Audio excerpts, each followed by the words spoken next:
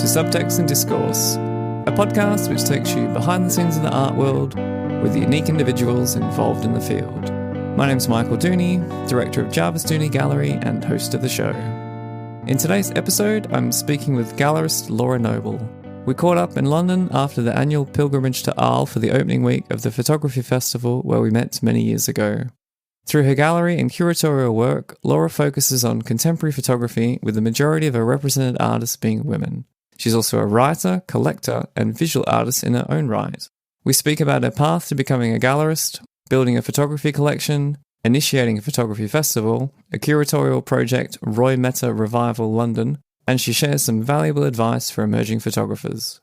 Be sure to follow Subtext Discourse Art World Podcast on Apple Podcasts, Spotify, or wherever you find your podcasts. Leave a review and share the podcast with your friends. Now, without further ado, I hope you enjoy my interview with Laura Noble. So, Laura, really nice that we got to meet up. We just recently caught up in Arles, which very nice, yes. Feels like forever ago, actually. It was 2 weeks ago. I was going to say, it's a fortnight. My God, already. Yeah. Yeah. But how was your Still week? Hot. Still year? Hot. Yeah. So, yes, it felt like coming back to Arles, leaving Arles because it was 40 degrees 2 days ago. So, how long have you been going to Arles for? I was trying to work this out the other day. I think it's around 2004, maybe longer. I don't know. The first year I went with Yvonne de Rosa, who I now represent, but who was then a good friend and had done this amazing book called Crazy God, which I'd written the text for. Her, myself, and Nikki, another photographer, stayed above the Van Gogh Cafe in an apartment there. Oh, wow. Which she'd managed to procure the year before when she'd arrived in Arles without anywhere to stay, and had sat down wearily with her suitcase and asked the waiter, who said, "What can I get you?" And she said, "Somewhere to stay." And I said, "Well, upstairs is free." So we went there. I think to work it out, we could figure it out because it was the year there was a massive storm and there were almost floods in the town on the Saturday night, and we had water pouring down the walls and tons of lightning, and it was all very dramatic and kind of cool as well. And it wasn't as hot. It feels like it's getting hotter every year. Yeah, well, this year was the first year I've been there when it rained, because every other year I've been, it's always sort of close to 30 degrees. And when it rained this year, I thought, well, this is a bit odd. Yeah, no, I've been there when there's been a couple of storms. So it sort of builds up, the pressure builds up through the week. And then Friday, in fact, one year when Lacroix had a fashion show, so back in the day when Arles used to have a curator of all the shows, they'd have a guest curator. So the year that Christian Lacroix did it, because he's from Arles, that particular year, he staged a fashion show, and everything that a Lacroix fashion show you can imagine. Yeah. You know, all the pomp and circumstance, all the gold, all the crazy shoes, all the giant dresses. And it was tipping it down with rain. And everyone was sat in the auditorium in the the Roman amphitheatre in waterproofs. And they had people underneath the catwalks. They'd sort of built this catwalk, and there were people underneath the catwalk holding the thing to stop it from wobbling and blowing over. Gosh. And unbeknownst, and the models doing their thing above, and how they walked in the shoes in the rain and nobody fell over I think everyone just held their breath for that section it was quite a thing. And Koudelka was there that year as well. It was a really weird contrast between Koudelka's work, very, photojournalism and amazing, powerful black and white photography, to the sort of opulence and ridiculousness of fashion next to it. It was a really strange contrast. But that was, that all was quite something. Ooh, some very noisy bird there. Yeah. Yeah, we're set out in the garden of the Nags Head. The Nags Head in Walthamstow, a fabulous pub that doesn't allow children, which is why it's my local. I like kids, but I can't eat a whole one. No. And certainly not with a drink in my hand. So, yeah, it's a lovely pub. And she always plays good music and serves great wine. And what more could you want? And real ale, so everybody's happy. So we met, I think, in Arles one year. And I suppose... Did we? I was trying to think of our origin story. That's what I was wondering as well. And I thought it must have been through the portfolio reviews, because you've been doing the portfolio reviews for a long time. Yeah. And I guess I've only ever known you as Laura Noble gallerist. But you kind of gave us maybe a hint to how you started out, because when you went to Arles initially, you were there and you'd written about photography. So really, what was your origin story? For me, going to Arles was sort of on suggestion of Yvonne. You must come to this festival, and I think it must have been when I was starting to write the book on collecting, because I'd started my collection at that point. Oh, you were collecting photography? Oh, yeah. I've been collecting photography since about 2000. Yeah. God, 22 years. Wow. Let's not think about that. So it was a really good place to network, meet people, see things first, because that's obviously their remit. So it's the oldest festival. But yeah, I was doing a lot of writing. It sort of happened, all the writing happened organically, really. I studied fine art, predominantly painting, printmaking, sculpture, drawing, all the usual. And when I graduated, I needed two things. I needed a library and I needed a studio. So I ended up working in a bookshop and got a studio. So it was one of those sort of, when I did move to the Photographer's Gallery and start specialising in terms of bookshop, specialising with photo books, just generally I felt like my brain was going dull. I needed something more stimulating than my job. I needed something to make me think, I'm somebody who loves to learn and read. And I started off writing little book reviews back in the day, because it's quite early doors for websites. So I was doing recommendations on the website, which was very new at the time, things in the space. I wrote a piece, the first decent article I wrote. So I'd been approached by Image magazine with the AOP, back as it was then, and I had 4 days, and this was when it was dial-up internet. Oh, wow. It was dial-up. In 4 days, I had to write a 2,000-word piece, which you just don't get anymore with magazines. People have no attention span, sadly, for that much anymore. Only a couple seem to do it, especially in the arts anyway, and it's badly paid now, so what are you going to do? Yeah. But I had to write 2,000 words on why photography is a fine art, which was a question at the time. And I had to mention 5 exhibitions that were on at that time. And I had 4 days to do it. So it was quite a tall order, really, to get it, do it, edit it, get it in. And off the back of that, some other photographers saw the text and they'd been approached by Image to do an interview with them. They said only if this person does it. Oh. So it obviously made an impact and it sort of rolled from there. And I enjoyed writing about it, obviously becoming obsessed with photo books and collecting those, because most collectors of prints start with photo books anyway. So I started writing about that, still do as and when. And as a result of that, being asked to write text for photo books as well. And, so yeah, that's continued whilst writing about, and then later getting approached to write the book on collecting. So again, that sort of all tied in with all my interests in photography specifically. I was still very engaged with painting and all the other art forms, but in terms of sort of the academic side of what I do, that's kind of where it started. Yeah, I guess for you, it sounds like writing the book about collecting. I don't know, for me, even my sort of entry into running a gallery, you need to learn about the art market. Yeah, oh yes. You need to attend auctions. Yeah. You need to compare prices. You need to find the same print in 3 different galleries and see how much it costs at each one. See what the quality of the work is. Recognise what a silver gelatin looks like through glass, rather than, just being told it's a silver gelatin. You need to be able to recognise these things and what's a good print. Editions, how they work. What a modern print is compared to a vintage print. There's a lot of myths about that. I have lots of conversations with people who have no idea. Yeah. And the stages of the careers they're at should do, but don't actually realise the definition of a vintage print. So things like that.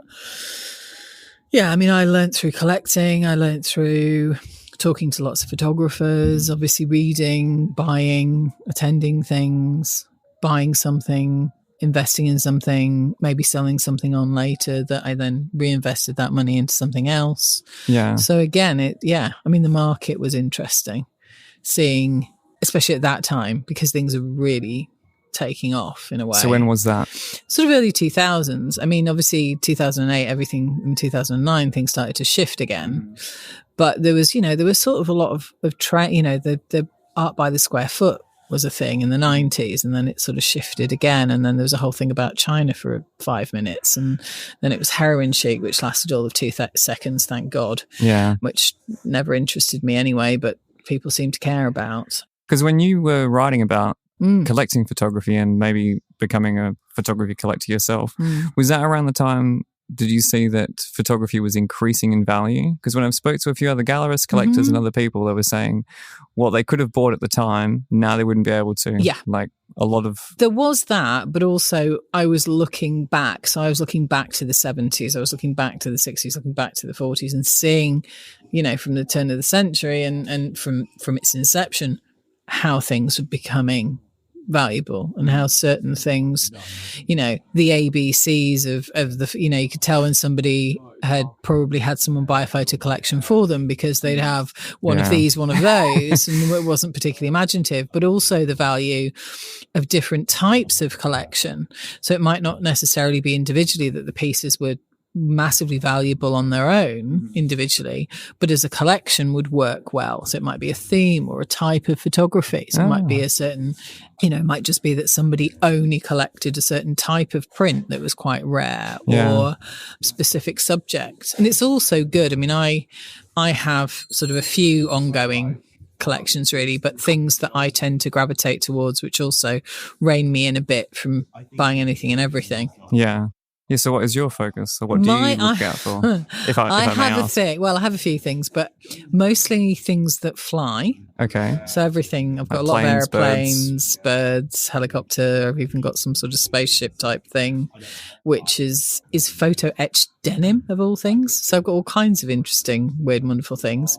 From that to like, you know, a £10 thing I got on eBay with all the red arrows signing above their heads on in front of their planes, which is kind of, you know, in itself not worth anything, but collectively with all that other stuff really works beautifully together. Yeah. I also like weather. Okay. Rain especially. And if I do collect people, which is more rare because I'm always surrounded by people, so I don't like to come home to a crowd. I tend to go for people not looking at the camera. Okay. So eyes closed, looking away, looking to the side. I don't need that engagement with a person. Yeah.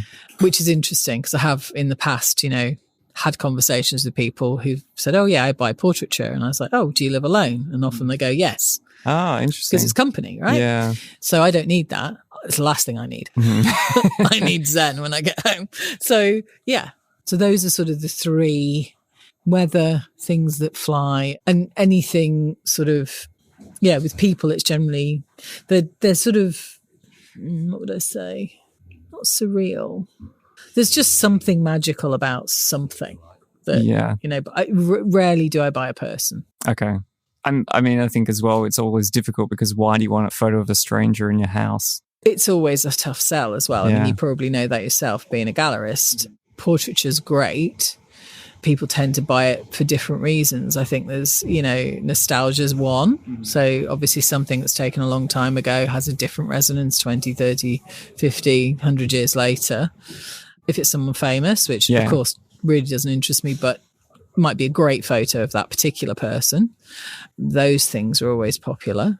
But, you know, it's usually somebody famous who's used to being photographed, so it's not that difficult to take a good picture of them. Yeah. So I don't know how much excitement I can garner from that. When people know that you like a certain thing, like things that fly or weather, they sort of you get inundated with it. Yes. Anyone who's taken a picture of anything that flies, yes.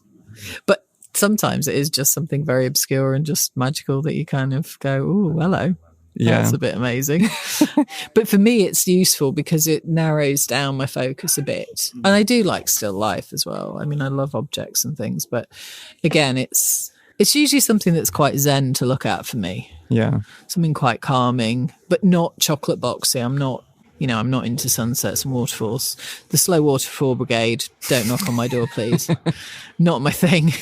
Long exposures, not my thing. Yeah, that's camera club, not for me. Yeah.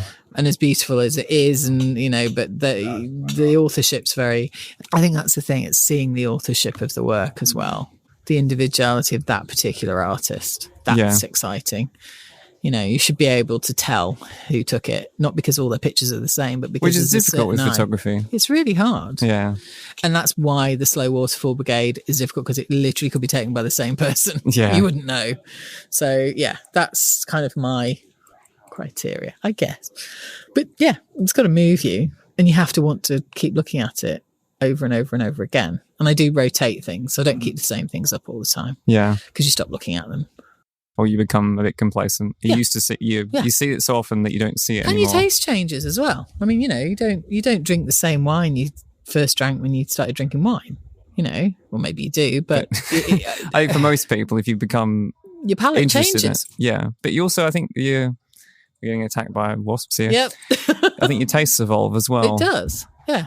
And I think you're looking for more sometimes. You're looking for refinement. I think also because there's so much of it, you have to pull out certain things really do stand out. And you think, okay, yeah, this is a cut above. And perhaps I have been, you have to really, I think you're probably the same because you look at so much of it. Yeah. You do clock it something great very quickly because it's obvious. Yeah, I agree. But it's very hard to describe what that thing is. So don't ask me, please. Because that's what everybody wants to know. Well, what is it about this? It can be a whole number of things. It is. And I think a lot maybe comes down to not necessarily your visual literacy, but just how much you've seen. And I think with music as well, it's the same. When you've heard so much, or with movies, when you've seen so many of them, there is a certain quality maybe that is difficult to put into words. But yeah. Well, it's like music. I mean, you can hear the same piece of music, the same piece of opera, sung by 3 different sopranos, and one of them will just stand out because it's better. Yeah. Simple as that. So through your collecting then, it sounds like maybe that led you towards starting a gallery. Yeah, it did. I mean, I was doing everything. I was sort of doing consultations in my lunch break, giving people advice, literally doing portfolio reviews in my lunch break, being approached all the time. I thought, well, why am I doing this all the time? And, this is crazy. This is more than a passing interest. And I was going to Paris Photo and fairs and auctions and what have you. And another photographer actually said, you could do this. I was thinking, I said, well, nice idea, but I don't know what with. And eventually it happened. So a little bit of investment, a space, which, we were there for 2009, I think we opened. We were there for a few years in Fitzrovia. So sort of before that was a thing. Sadie Coles was sort of the only person there at the time. And then I decided to sort of focus on the contemporary because when we had the gallery space in Fitzrovia, I was always the sort of with the living. Okay. And that was more of an interest to me. So it's not just about the objects and the photographs, it's about the people making them, and it's a relationship. And as lovely as vintage is, I mean, it is less problematic, I guess, and my life will probably be a lot easier. But, it's the artist as well, which you're championing, that particular person and believing in what they do. So you are entering into sort of a long-term relationship. And that's something that it changed and it shifts, and not everybody sticks with you all the time, but most of the people I've worked with for a long time. You do come across people over and over again as well.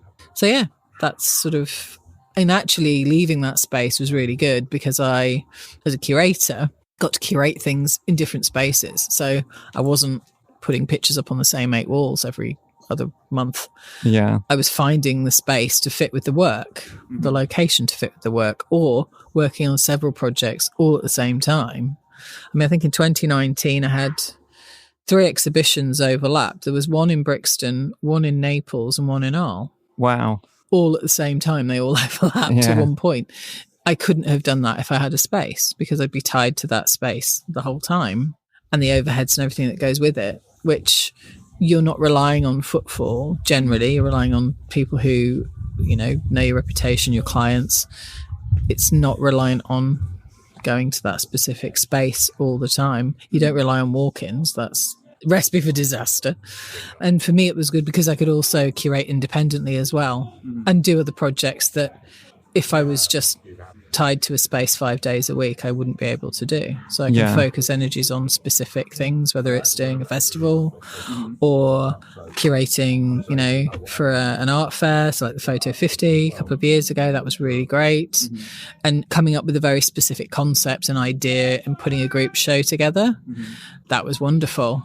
because I was able to direct something that I was really interested in as a subject, find the artist that went with that concept and deliver that. So when you were still working with a physical space and even when it was the partnership gallery and then when you were solo, beyond contemporary photography, did you have a specific focus? Because I feel like you have a lot of women in your gallery. No, it was just, it had to be good. We had to both agree on the artists, and also that was the other thing. I mean, for me, there are a few artists that I wanted to work with that the partner wasn't as keen on, which are now very, very famous. So again, for me, it was good to have that sort of direction and not have to have those conversations. I go, well, actually, I know this is good. This is what I'm going with. No, I mean, we did some group shows where there was a mixture of things. So This Is Not the Chelsea Flower Show was fun. So we had artists that we didn't represent alongside those we did. So that was under a theme. We ran a competition a couple of times. We did the Pre-Pictet Ed Cashy exhibition, the commission, which, again, was a completely different thing. But no, in terms of themes, it was ongoing with two very, being a creative person, you're always thinking about things and you're seeing a lot of work.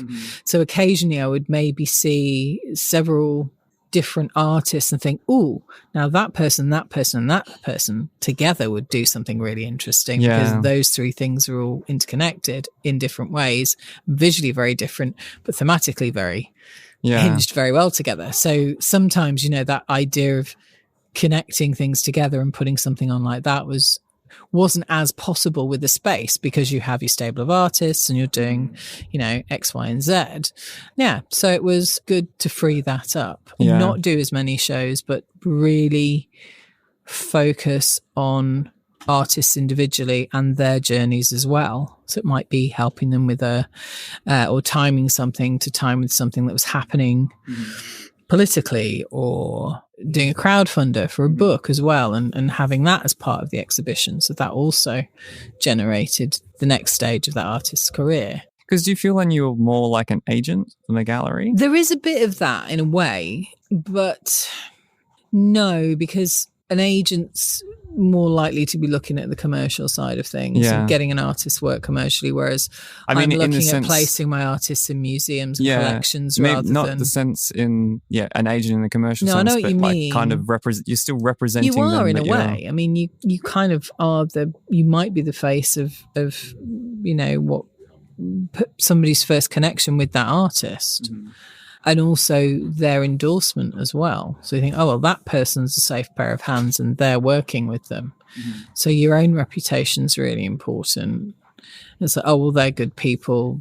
They won't be working with them unless they're interesting or unless they think they're important or that they're going places. So there's a little bit of that as well, which is nice when somebody knows what you do or is come to you because of something and gone, actually, I saw this that you did and I was really curious, so I looked at your other artists and I want to buy one of these, or we'd like to include this person in a show. So that's really lovely. And also for me, it's about variety, because I would, if it was so formulaic and tightly bound, I would get bored.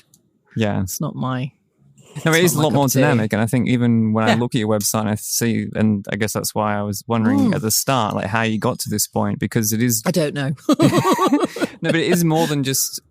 I think a lot of gallerists are similar. But it's a lot of hours. Like you must be doing a lot because it's doing workshops as well. Yeah, and then you're on the panel for a lot of competitions. You also have a festival, Fix Festival? Yeah, Fix Photo Festival, which I had to learn online skills that I didn't have before during the pandemic, because I had to do it online. Yeah. I mean, Fix was basically, for me, was a solution to the beginning of Photo London. I'm thinking, well, participating in this is way out of my price range at the time, and thinking, well, what do I want to do? I want to be part of this particular event somehow. And I thought, well, maybe if I find a space and do something else to draw in the photography community from another angle. That sort of came about in a really strange way. I was invited to another exhibition at Barge House because one of an artist friend who I went to university with had some work in it. Went along and I was like, why do I not know about this space? This is huge. It's great. it's rough and ready, but it's in the spirit of things like Arl and what have you. So I started to find out about what I could do. And I mean, my God, it was a lot of work that first year. I mean, it nearly killed me, but it was a really good way of bringing in the wider photography community by having interactive stuff, doing workshops, having the exhibitions, walking a lot up and down a lot of stairs, panel talks, all kinds of things. And because of the time of year, being able to, because there was only about 40 lights in the whole building, being in the summer, so having enough daylight for it to be viable. I had a bar on the ground floor, but, we had books for sale as well. So there were lots of things that people could do and be there, and so much to see. Yeah, it was sort of an instant hit. I mean, I think opening night, we had about 3,000 people through the door. Oh, my goodness. Wow. I mean, we had to turn people away at the door. We had 2 guys on the door. And at one point, we were at capacity and we had to say, you're going to have to wait to go in. So there was a thirst for it. There was a real appetite for it. Yeah. So again, that was really good. And it was a really good way of being part of what was going on in London at the time, this sort of re-emergence of Photo London, which had sort of gone from being in a space which wasn't very practical near Bank, and then it was suddenly back. And, it was really good. And it was a really great way of giving emerging artists opportunities as well as established ones. So we had the competition, we had sort of 200 images on display, plus a film running of entries that had been long listed. So everyone felt like they were part of it, which was really lovely. Yeah. And that's because I think sometimes a gallery space can be, as much as it offers a lot of opportunities, it can be a bit restrictive at times. And I think a festival really removes a lot of those boundaries. Yeah, doesn't and it put sort of the social element into it. It meant that photographers could talk to photographers. And of course, at a fair, the last thing you want to do is bring a portfolio to anything. Yeah. Worst thing you can possibly do is go up to somebody in a photography fair and go, can I show you my work? No. No. Yeah, it was really good. And it was instantly, you could feel the energy and people wanting to be part of it and thinking, okay, next year I'm going to be in this. It was lovely, but it is a lot of work and it does need funding. I mean, it's not something you can do. And also the price of staging anything in London just goes up and up. Even with the pandemic and half of the city empty, it seems at the moment. Yeah, rent is still a lot. They're still sort of trying to make the shortfall by charging astronomical rents for short time, short periods. So, but it was a great different thing to do. You mentioned Photo 50 before. Yes. And the big curation that you did there. So Photo 50 is part of the London Art Fair? It's part of the London Art Fair. So it's sort of the start of the art calendar, really. So the first major fair of the year. It's in January.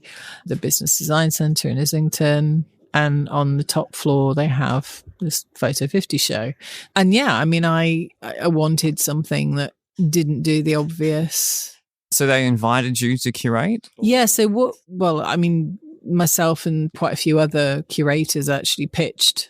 I actually went to the Photo 50 the year before, was chatting with the director of the fair and said, I'd love to curate this one year. And she said, well, send me a proposal. I was like, okay, yeah, you're on. Yeah. And so it was lovely because it's something that I'd like to do again in a sort of occupy the void. I'd like to do part 2 and part 3 and part 4, because actually what the whole thing was about was very interesting. And for that particular edition, I set parameters with which I stuck to in terms of who, but also what it was about. So it was about Gaston Bachelard's Poetics of Space. So the whole exhibition was about those concepts in that book. However, I only exhibited women over 50. Yeah, which an interesting people were choice. Crying out for, actually. I mean, the response was huge. And the reason being is that once you're over 30 in the art world, you can't emerge, really. I think probably as a woman, it's more difficult. As a woman, definitely, it's obviously you get lots of women who raise their kids and they get back into the, into the art market, or they've consistently been making but haven't had opportunities, because lots of usually middle-aged white guys have had all the shows and all the big retrospectives and all the attention, and also that people expect a certain type of work from women, which I found even when I was at university, I used to rail against and say, look, I'm not making pictures about my periods. I'm not interested in that. Despite the head of painting trying to make me do that. And I was like, my work has its own power and it doesn't have to be about this. Yeah. So I made sure there weren't flowers in it, for example. The first thing that you saw at the opening of the show was Sandra's images of architecture.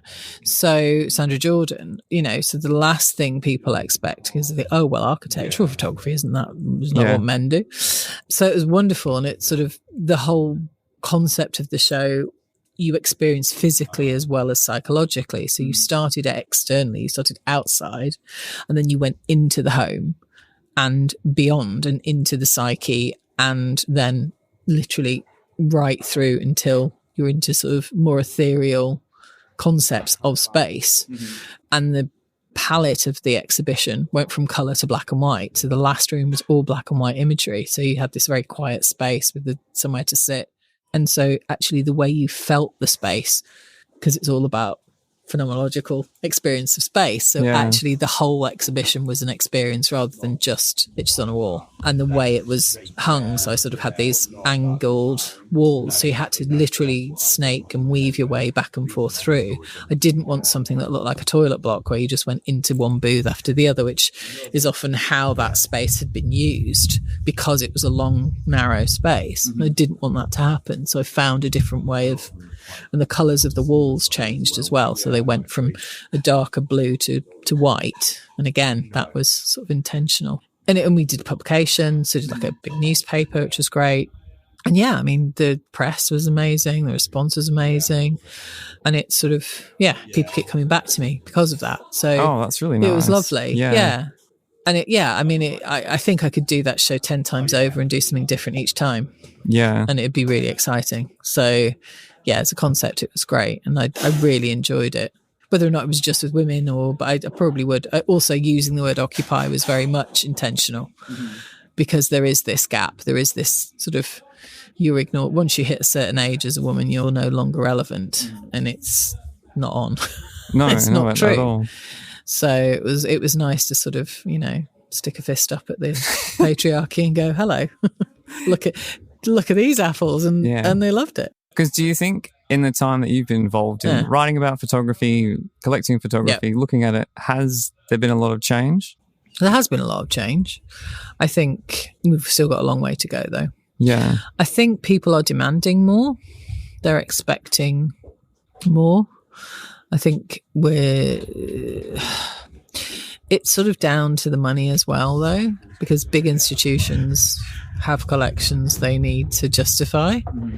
They have investments that they've made, returns that, But on the other side of that, I think institutions are trying to make changes in what they show. I mean, the Tate's 50-50 now, male-female, which is great. I think we've still got a ways to go, though. Do you wonder if it's also a generational thing? There's a lot of that. I mean, also the people who are buying photography generally or have bought photography are usually white and male. So again, you have too much of the male gaze. There's not enough of 50% of the planet represented. And, there's a lot of empire still visible, which is obviously also problematic. It's interesting, actually, because I lived in Australia for 2.5 years, and it's interesting going back because now every space says what the land is and who it belonged, past tense, sadly, to. So there's an acknowledgement, at least. How helpful that is, I don't know, because I don't live there anymore, but the awareness is growing. But I'm hopeful. I don't want it to be tokenistic. I think the art world does have a tendency sometimes to do things for 5 minutes and then go back to, I think all industries, business as usual. Whatever's everybody trending. does.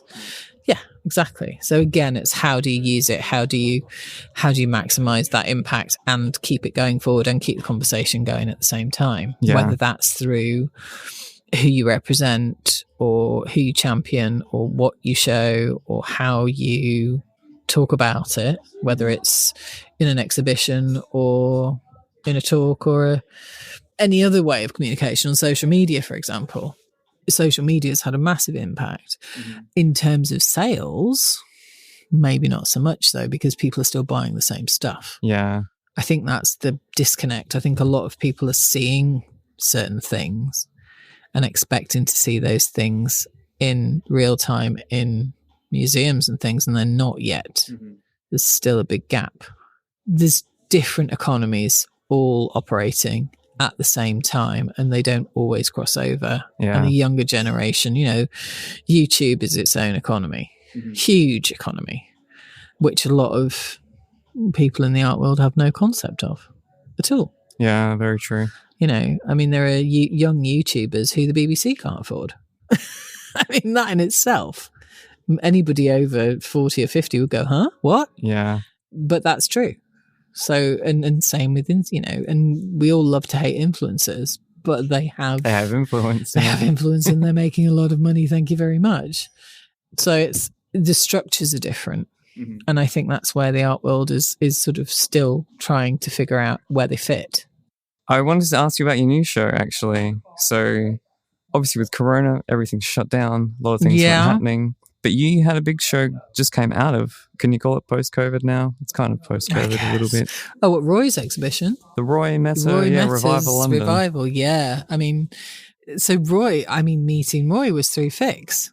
Oh, really? Yeah. So Roy had entered the Fix Photo Awards and came second, as it turned out. And when I was curating the space for the winners' gallery, so the top 3, Roy's work was in that. And the way that I hung that on the wall was sort of in a checkerboard style, which hadn't occurred to him in terms of like the way the work was sort of, because it was an image and text and not all the same width. And I thought this would be quite interesting to kind of play with this idea of looking up and down and the words and the, creating space, but also pulling all this work together. And he loved the curation, and we had a mentoring session, and he said, oh, well, I've got this project that, this book's come out and I'd love for you to curate the exhibition. I was like, okay, send me the pictures, because at the time the book hadn't come out, and as it turned out, we had to wait. Of course, unfortunately. However, Revival, 1989 to 1993. I mean, incredible work. Pictures all taken in and around Brent. So where is Brent? Because I don't know where Brent is. Brent is... It's a borough of London, It's a borough of London. It's one of the... I think it might actually be the most diverse borough in London, or definitely one of them. Roy grew up there. Yeah. So he was in his 20s, young student, medium format camera and 35mm, but mostly medium format, taking black and white shots of his community, doing documentary as it should be done, in depth and with a real connection, rather than just parachuting in for a fortnight to some far-flung country where you don't know anything or any of the local customs or people. These are his people. He's part of that community. And going back to something 30 odd years later, things look very different. And I'd said to him, send me the work. Don't send me the book because I don't want to see someone else's edit. Send me the images. And then this wonderful space, so how many Archives. photos did you see at the start then? Quite a lot. And I've seen a lot more since, because a lot more have been scanned and emerged and what have you. And he's actually found more vintage silver gelatins, which are gorgeous as well. Really beautiful. So there's this whole treasure trove of those. Not all the images, certain ones, but some absolute classics in there. And the work was just, it was so hard to select because I wanted all of it. Yeah. It's a time capsule, really, isn't it? It's a time capsule. It's lovely because it's pre-mobile phones. It's everyone having 12 devices on them all at the same time. People are either engaged in what they're doing or engaged directly with the camera. They're fully present in a way that people aren't anymore. They're focused on what they're doing and who they are, And there isn't this sort of, I know how to look to be photographed. You don't get sort of silly pouts and twisting to the side and all that nonsense that people sort of know how to do now. That people who are aware and used to having their photograph taken. This is a time where people generally, use one roll of film a year. So it's very natural. And if it's the start of the 90s or end of the 80s, start of the 90s, didn't even have the internet then. No. Yeah. So, I mean, everyone's in their world. Yeah. The wider world isn't necessarily relevant at all. You know, you're getting by, you're surviving day to day. And it's normal working class people going about the business and being families. And what was lovely about it was so many of the images. I mean, I looked at it and saw all these different themes within the work, which, you know, you sort of, as a curator, you sort of think, okay, I'm going to start to pull these things together. And one of the things that I kept coming back to was this sense of connection and touching, which, of course, for the last 2 years, people weren't allowed to do. So one of the walls was all about connection and sort of hung in an asymmetric way, so it sort of flowed left to right, sort of like a wave of imagery, where you had like arms and people holding each other and dancing and people holding on to things. And it was gorgeous. That sort of sense of physical connection was really missed, and people really gravitated towards it. Yeah, I mean, the space was great. I'd gone down to see it. I had to curate it from a video and a plan, because we couldn't go to the space. Oh, yeah, of course. And so when I finally did get to go to the space, there was a wonderful exhibition that the National Portrait Gallery had put on there prior to our show going up. Yeah, and that was also fantastic, with portraits of people from the area, which was really a mixture of photography and painting. So I finally got to be in the space, but there's nothing more wonderful than when you've envisaged something and done your plans. And I always do a 3D sort of physical plan to scale, because that's how my brain works. And they actually kept it on longer because people were so responsive to the exhibition. They kept it on an extra week or so. Yeah, we had so many school groups going in. I mean, also for younger people. So we managed, what was wonderful about it was managed to find some of the people in the photographs, or Roy to get leads, and he rephotographed some of the subjects who were in his early pictures, which was wonderful. So that's ongoing. Just seeing kids reacting to it, you know, without mobile phones and the internet, like how kids were then, you know, it's really lovely. The response was fantastic. It was a lot of fun. And we had a gospel singer at the opening as well. And cool. It was very, very cool. But the things that people were picking up on was quite interesting. Like there was one image of a interior of a house and the sort of kitchen and TV and all the objects in that room. And throughout the course of the opening, you know, at least a dozen people said, oh, we had one of those and we had one of those. You know, there's that real sense of nostalgia. Like, I remember those sorts of things in my house or at that time, because everything's so samey now, you know. Those sort of maximalist sort of interiors are sort of frowned upon these days. It's all, everything's got to have white walls and as little personality as possible. And this is all like, you know, cacophony of, even though it's in black and white, of pattern and color and texture. Yeah, it was lovely. It was great to have a show on for a decent length of time as well. No, it sounds like there was a really good response to it. It really was. Yeah, it was wonderful. And we had curators come and see the work as well, which was great. And it's part of the archive now. And yeah, it should be in more collections though, because I think that particular period of London history, let alone British history, isn't very well collected, especially from a photographer from a community that's diverse, because most of what we have in a lot of collections is very white and it's very middle class. Yeah. And not very representative of the place that we live in still. Yeah, and I guess London is famously diverse, so to not have that kind of work represented, is and a bit so counterintuitive. It should be in some major collections for that reason alone. But also the pictures are stunning. Yeah, you know, making a decision on which pictures is really a tough one. I can imagine, because I think as well when you shot film, particularly back then, you know, you really thought about it before you took a photo. Yeah, they had to count. And if you were taking photos, it was because you knew how to do it. So yeah, I mean, there wasn't this sort of, you know, I just hold the shutter down, finger on the shutter, and yeah, exactly. Yeah, sort of scattergun it across the place. Yeah, I mean, it's contact sheets. Like explaining a contact sheet to a kid's hilarious. Let alone cassette tape or a CD. What? I mean, that floppy disk, seriously? And also shooting from the hip as well. One thing that was lovely about Roy's work is the images are taken from a low vantage point. Oh, okay. So you do get an intimate sort of feeling, especially like when he's in churches. He's often crouched down and he's taking pictures. But also because he's shooting from the hip and looking down at his camera, the person being photographed is less self-conscious because they don't feel, their whole body language changes the minute you put something up to your eye. Yeah. people change. But the fact he was looking down, there was less of that. So you do get more of it feels more real as a result, because people are more relaxed and they're used to him. He said I was there, I was in and out, and people just got used to me being around and taking pictures, which now we sort of take for granted. But then, having a medium format camera wouldn't have been very usual. Yeah, you would have stood out for a bit, at least initially. Yeah, but then it was like, oh, okay, yeah, it's Roy. And he was very mindful about what he did and didn't sort of put out there, in terms of how private a moment was as well. So when we were going over all the vintage material, there were quite a few things I was like, oh, this is kind of amazing. He said, yeah, I always felt that I didn't sort of put that in a selection for the book because I felt that was too private a moment. And I was like, oh, that's interesting. So it was a wonder of a project in terms of how much is there. There's a lot of imagery, but it also tells so many stories. So you said the response was really good. Have you had then contact from curators and other people that have we said have. We discovered it through this exhibition? I mean, it's been shown in Germany. It's on an exhibition at the moment in a museum in Germany. Roy's working on some other portraiture at the moment, and I think that will continue. I mean, the book had a huge response. It's got garnered lots and lots of press.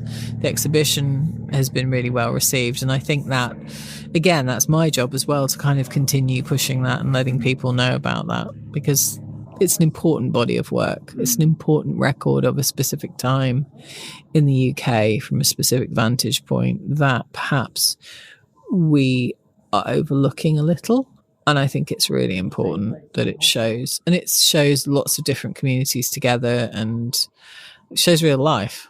And I think we do get a bit sidetracked with the fantastical sometimes. Well, even just how Instagram is only showing how great everything is all the time. Yeah, exactly. Yeah. And actually, the everyday can be wondrous, but I think sometimes, it's kind of essential to let something breathe for a while and go back to it.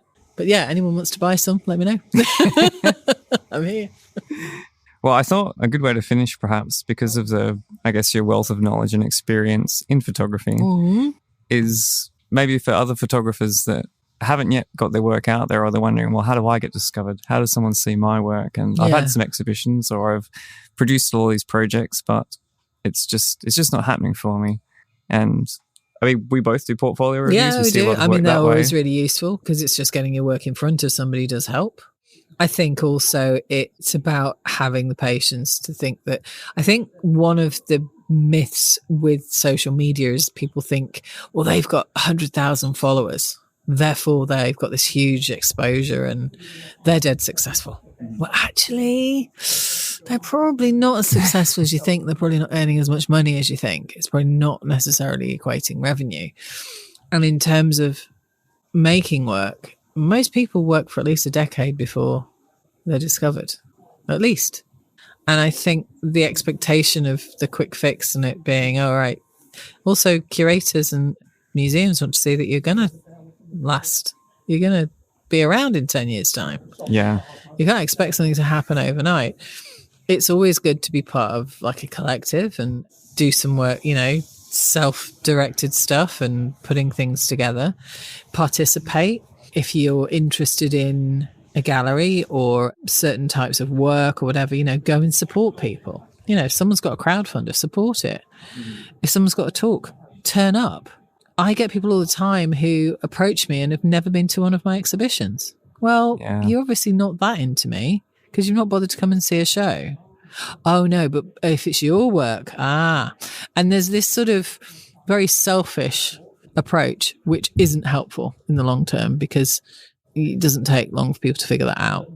And it's good to champion others because, if you go to New York and you go to a neighborhood where there's like 10 galleries, they'll all have an opening on the same night because they know it's good business. Yeah. Because they can't possibly only sell, their clients will not only buy from them. They might only buy with them and ask them to buy something from another gallery. But the galleries know it's good business.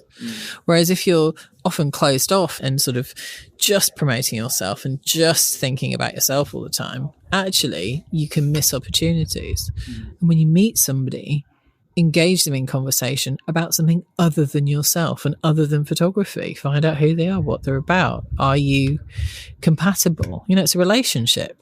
If you don't connect with somebody, you're not going to want to work with them. Yeah, I 100% agree. You know? And people are busy. I have 30 people to keep track of all the time. I'm one human being. So if you want to book some time with me.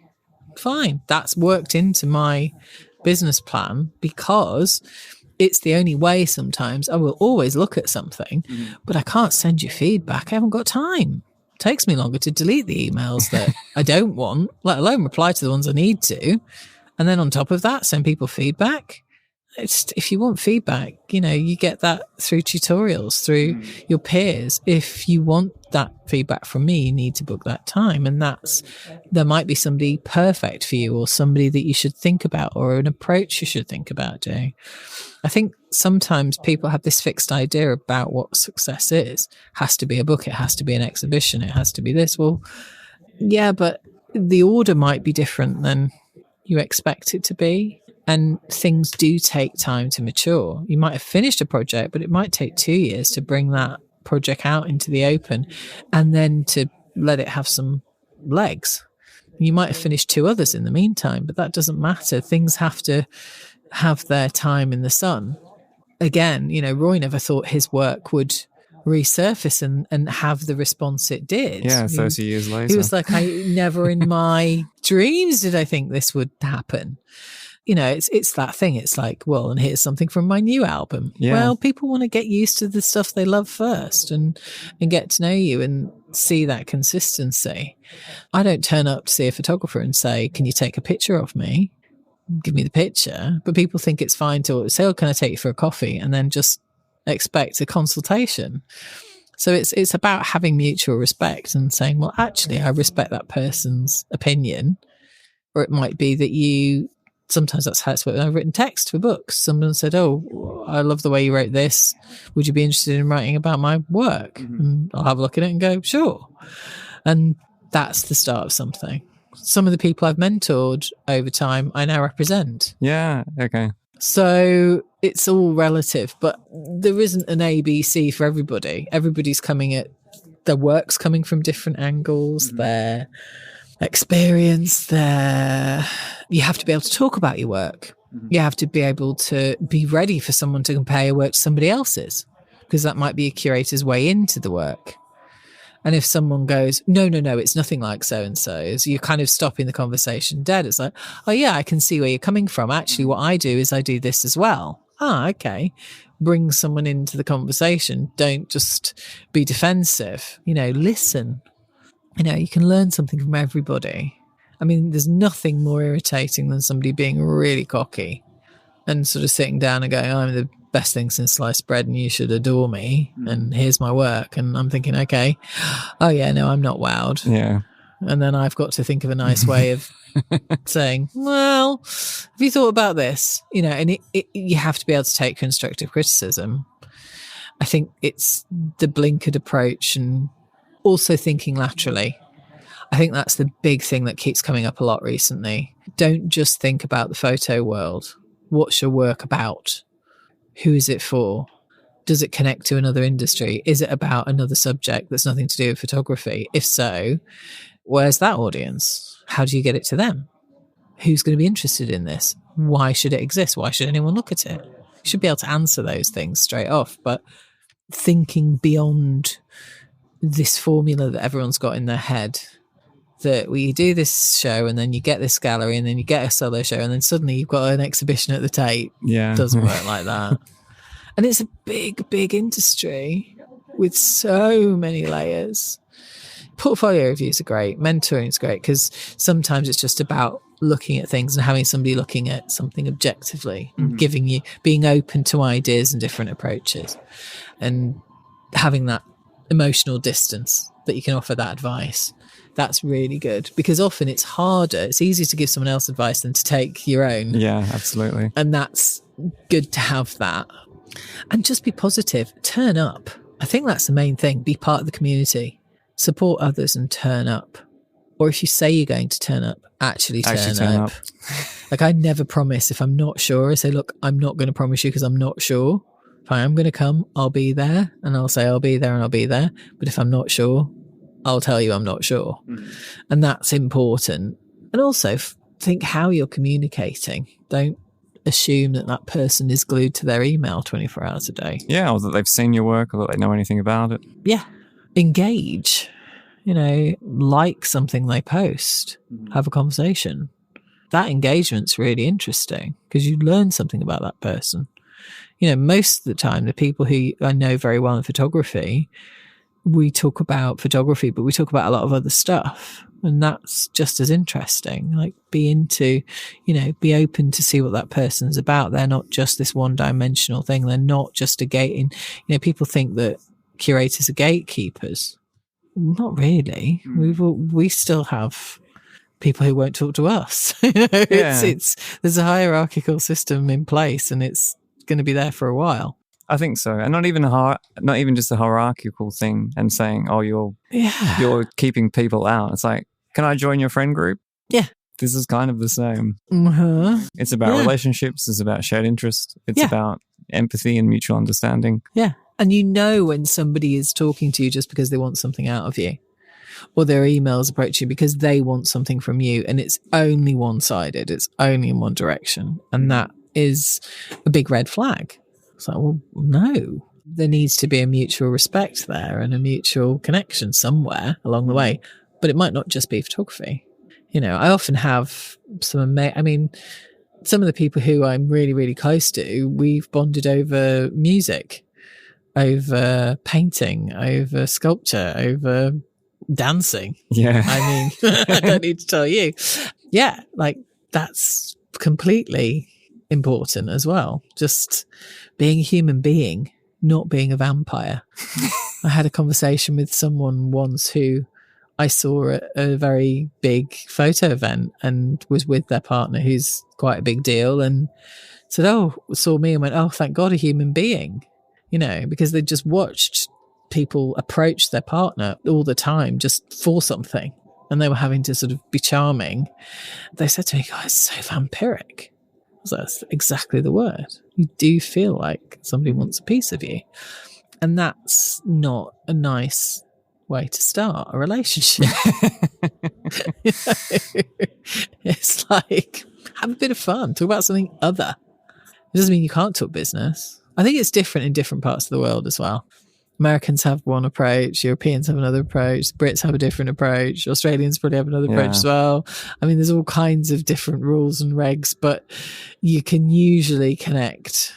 But I think, a lot of these, having one-to-ones with people is really good. And if you go, look, I respect you enough to pay you X amount for this amount of your time to get advice and actually save me a lot of money in the long term, because my God, I've saved people some money over the years. Don't do that. Do this. Invest in yourself. Invest that hour or those series of sessions to focus and give some direction and a bit of therapy sometimes and a bit of reassurance and encouragement, goes a long way. Because there is a bit of paranoia sometimes. Are the photographer's going to copy my work? There's a lot of that as well, which is a bit weird. But, it's like you put 100 artists in a room and one life model, everyone's going to draw a different picture. So get over it and jog on, keep going. But I think some of the best relationships and friendships and projects and outcomes that I've had in the art world have been when all those things come together. Yeah, same. I agree. Enthusiasm and not taking ourselves too seriously as well is important. I think so. I think, like you said before, it's missing that kind of human element there, and it's not just transactional. It's like, no, we need to be able to get along for a long time. Yeah. So you need to get my surreal sense of humor sometimes, because it's going to come out. You're going to have to deal with that. I might say something random, but that's who I am. And that's important, that you have those connections, or just empathy for that other person too. I think there is a lot of us and them, and I think that's not very constructive as well. No, it's not. With curators and artists, I'm an artist, so again, I can relate. So don't exclude that from my personality, because that is part of who I am. Yeah, which is often not acknowledged. So again, it's important to have that understanding of that person. And if you don't know about that element, ask them. Mm-hmm. Yeah, be curious. Yeah, we're only human. All All right. Well, I think we can keep talking and talking and talking. I'm sure. I think we can probably draw a line under it. Okay. So thanks, Laura. It was really fun, as it always is, to have a chat and to learn a bit more about you. Thank you. It was pretty random sat in my local with a microphone, I have to say. Now that more printers are showing up, it's very got too many bizarre. strange looks, but I think... No, yeah. I know. They're all being very chilled, actually, which is kind of good. That's nice. I think if it was a Friday night, it'd be different. I agree, yeah. Yeah, thanks for having me. Yeah, it was really good. I have to do it again sometime. Definitely. I hope you enjoyed my interview with Laura Noble. It's inspiring to hear about the variety of projects that Laura is involved with and her dedication to championing emerging artists. In the show notes, you can find links to Laura's social media, website, and some of the subjects we spoke about. Laura has an exhibition of her paintings in September, so follow her Instagram to keep up to date. And if you'd like to know more about this or previous episodes of the podcast, please don't hesitate to get in touch. Subtext and Discourse Art World Podcast is streaming on Apple Podcasts, Spotify, and every major podcast platform. If you enjoyed this episode and know someone else would appreciate it too, why not send them a link to the show? That's all for now. Thanks again for tuning in. My name's Michael Dooney, and you've been listening to Subtext and Discourse.